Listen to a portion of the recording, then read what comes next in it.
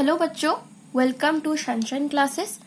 इस चैनल में आपको क्लास 5 से लेके क्लास 12 तक सारे कंटेंट मिलने वाले हैं। आज का जो हमारा टॉपिक है वो है मोल कॉन्सेप्ट। मोल कॉन्सेप्ट से जाने से पहले आप मॉलिक्यूलर मास का वीडियो देख लीजिए ताकि आपको पता चल जाए कि हम किस पॉइंट में किस चीज़ का बात कर रहे हैं।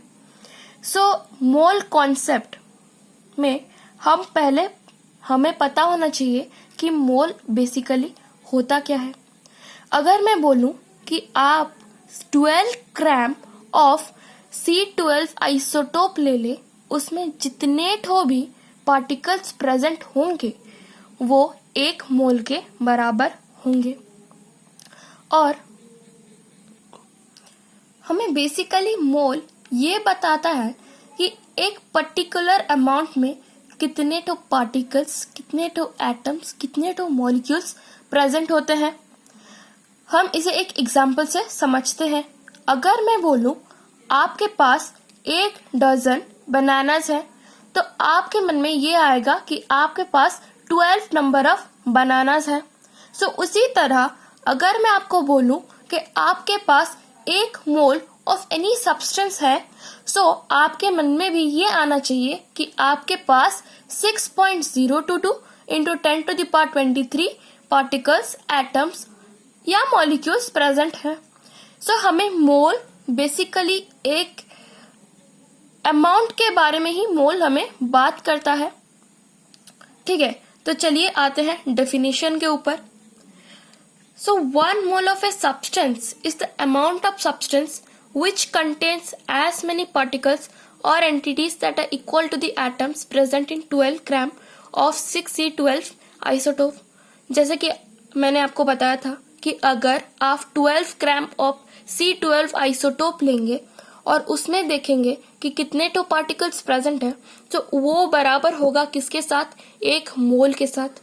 और एक जो मोल का वैल्यू होता है वो हमेशा फिक्स होता है, जो कि है 6.022 into 10 to the power 23। ये एक फिक्स्ड वैल्यू है और ये एक्सपेरिमेंट से ही आया है। The number of particles in 1 mole of any substance has a fixed value that is 6.022 into 10 to the power 23 और ये फिक्स्ड है फॉर एवरी एलिमेंट। अगर मैं आपको बोलूं कि आपके पास 1 मोल ऑफ पेन्स है तो आप क्या समझोगे? आपके पास 6.022 into 10 to the power 23 number of pens है। उसी तरह अगर आपको मैं बोलूं आपके पास 1 मोल ऑफ चॉकलेट्स है, इसी नंबर के चॉकलेट्स होंगे, that is 6.022 into 10 to the power 23 number of chocolates होंगे। अगर मैं बोलूं आपके पास 2 मोल ऑफ चॉकलेट्स है, यहाँ पे आप 2 मल्टीप्लाई कर लेना और आपका हो जाएगा 2 into 6.022 into 10 to the power 23 number of chocolates। 6.022 into 10 to the power 23 is called as Avogadro's number और Avogadro's constant। ये जो नंबर है ये एक साइंटिस्ट जिन्होंने हमें दिया था उनका नाम है एवोगैड्रोस, और उनको रिस्पेक्ट देने के लिए उनके ऑनर में ये जो नंबर है उसको हम एवोगैड्रोस नंबर या एवोगैड्रोस कांस्टेंट बोलते हैं और इसको हम एन से रिप्रेजेंट करते हैं। देखिए जो इम्पोर्टेंट है मैंने उसे अंडरलाइन किया है। ठीक है, तो what is mole? Mole is basically a number. ये तो अभी आपको क्लियर हो जाना चाहिए कि मोल बेसिकली एक नंबर है और हमें मोल इतना बताता है कि कितने अमाउंट ऑफ सब्सटेंस प्रेजेंट है। ठीक है, तो चलते हैं। Now how to calculate number of moles of a given substance.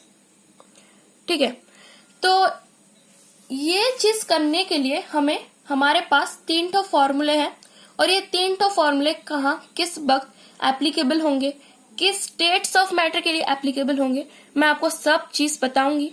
तो चलिए पहले स्टार्ट करते हैं। हमारा फर्स्ट फॉर्मूला जो है N is equals to given mass upon molecular mass और मोलर मास। आप देखिए मॉलिक्यूलर मास और मोलर मास आपको कैलकुलेट करना आना चाहिए, और अगर आपको नहीं आता है तो आप मेरा फर्स्ट वीडियो देख लीजिए। हमें फर्स्ट जो फॉर्मूला है वहां पे गिवन मास हमें मिलेगा, क्वेश्चन में आपको मेंशन करा जाएगा सो यहाँ पे मॉलिक्यूलर मास आपको पता होना चाहिए। सो n जो है ये नंबर ऑफ मोल्स है। सो ये फॉर्मूला हो गया n is equals to given mass divided by molecular mass और मोलर मास। ये हो गया हमारा फर्स्ट फॉर्मूला, और ये फर्स्ट फॉर्मूला सभी स्टेट ऑफ मैटर के लिए एप्लीकेबल है। सभी स्टेट ऑफ मैटर के लिए एप्लीकेबल है, इसका मतलब क्या है? अगर मैं सॉलिड लूं, लिक्विड लूं, गैस लूं, जिसी भी स्टेट ऑफ मैटर की फॉर्म को लूं, उसमें ये फॉर्मूला एप्लीकेबल होगा। और ये फॉर्मूला है क्या? Given mass upon molecular mass और मोलर मास।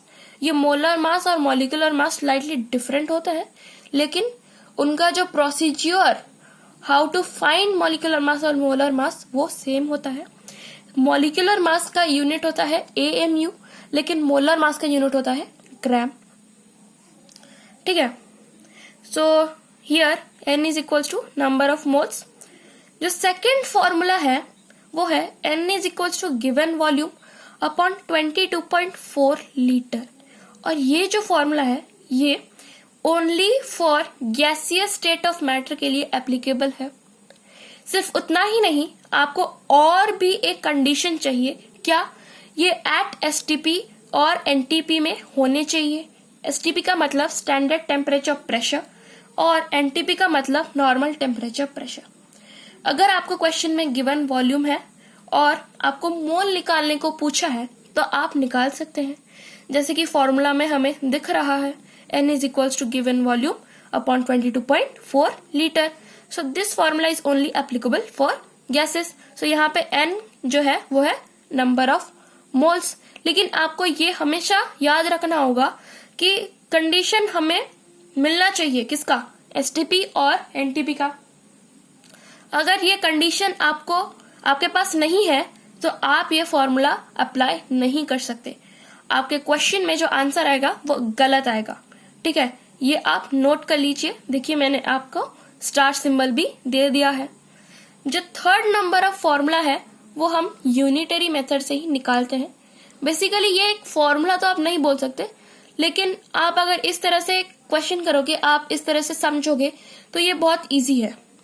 हमें पता है कि एक मोल में कितने मॉलिक्यूल्स या एटम्स प्रेजेंट होते हैं। एक मोल में n नंबर ऑफ मॉलिक्यूल्स और एटम्स प्रेजेंट होते हैं। ये Na क्या है? मैंने आपको बताया था Na है एवोगैड्रोस कांस्टेंट या एवोगैड्रोस नंबर। ठीक है। सो ये Na का वैल्यू कितना होता है? 6.022 इंटू 10⁻23। ये जो वैल्यू है आप हमेशा उसे याद रखिए, ये इंपॉर्टेंट है।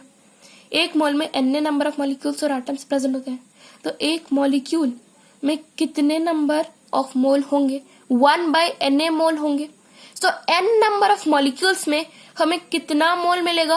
n/Na मोल मिलेगा।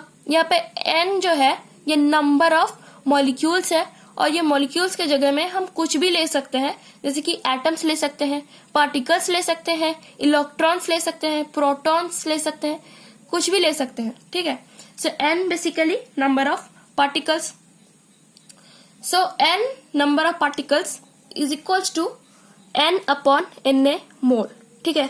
Na का जो वैल्यू है वो है फिक्स्ड वैल्यू, जिसको हम एवोगैड्रोस नंबर या कांस्टेंट, एवोगैड्रोस कांस्टेंट भी बोलते हैं, और ये फिक्स्ड होता है। और उसका वैल्यू क्या है? 6.022 इंटू 10⁻23। सो इतना था हमारा मोल कॉन्सेप्ट। अब देखिए ये जो तीन फॉर्मूले से, ये जो फर्स्ट फॉर्मूला और थर्ड फॉर्मूला आप सभी स्टेट ऑफ मैटर के लिए एप्लीकेबल है, लेकिन जो सेकंड फॉर्मूला है वो थोड़ा स्पेशल है, वो सिर्फ गैसियस स्टेट ऑफ मैटर के लिए एप्लीकेबल है।